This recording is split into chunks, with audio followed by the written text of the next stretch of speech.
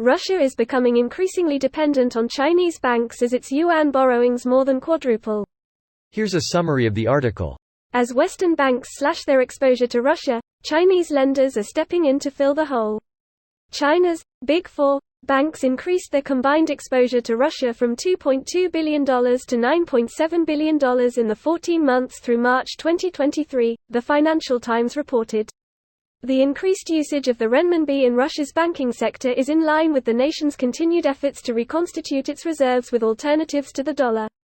The loans by Chinese banks to Russian banks and credit institutions, which are for the most part a case of the yuan taking the place of dollars and euros, show the sanctions are doing their job, Andriy Onoprienko, Deputy Development Director at the Kyiv School of Economics, told the featuring.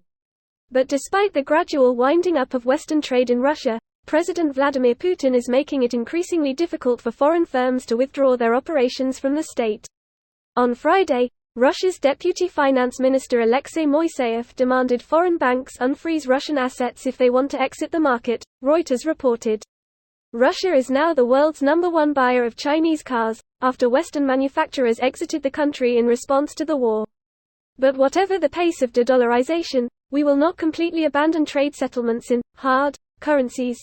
Even for gas, Russia continues to receive in foreign currency, Russia's former Minister of Finance Mikhail Zadornov wrote in a local opinion piece last week. This post received a score of 14,000, with an upvote ratio of 96%. Here are the top comments in response to this article. Russia is becoming China's bitch, exactly as predicted by Boris Nemtsov before Putin murdered him in 2014.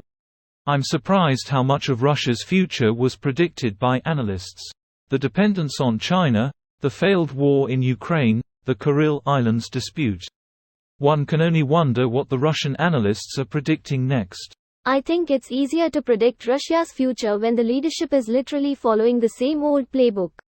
It seems that quite a few people had the idea there would be a failed invasion of Ukraine.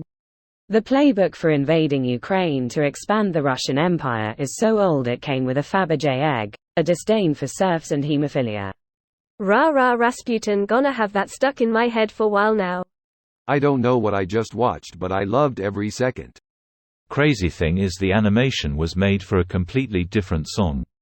That is, by far, the weirdest Russian propaganda I've ever seen. Remember when shirtless pics of Putin were all the rage online?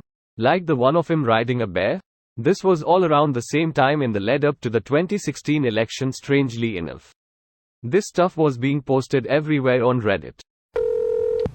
And China will continue to let Russia dig that hole.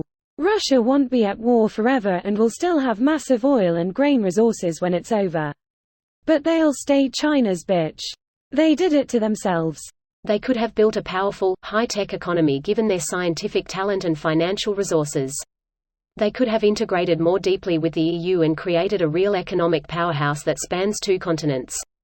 Germany was ready to deepen economic ties at every turn in the 2000s. Instead they stultified their development, turned their economy into nothing more than an oil well, and tried to act like bullies and thugs. It's all that corruption at the very top. Looks like China might be updating their map to include more of Russia in the future. The rate of decline of the ruble and lack of interest from the Western investors mean China is gonna own Russia in 36 smaller and smaller monthly payments. Putin gonna write Winnie and IOUSSR. Vassal state preparations. I know we all want to talk shit about Russia. But the fact is, the amount of debt they have is dwarfed by Western powers. Whether you look at total, per capita or percent of GDP. Russia has a long way to go before it's an issue. It's only a risk if those companies are unable to trade and earn the money to pay off the dent. Apple famously has a massive debt because Tim Cook refuses to repatriate a lot of the company's money until it gets a better tax deal on doing so, but it can borrow very cheaply because everybody knows it has the money. The central banks of dollars, euros and sterling price stability, as that's important to maintaining the currency's position as a global currency. Exchange rates have a intention between your currency becoming stronger, which means your citizens can buy more imported goods, but if this happens then products made in your country also become more expensive overseas. This video was automatically created by Reddit to speech. The article and comments in this video were selected from Reddit according to their upvotes, and any paraphrasing was performed by smmry.com, without any human intervention.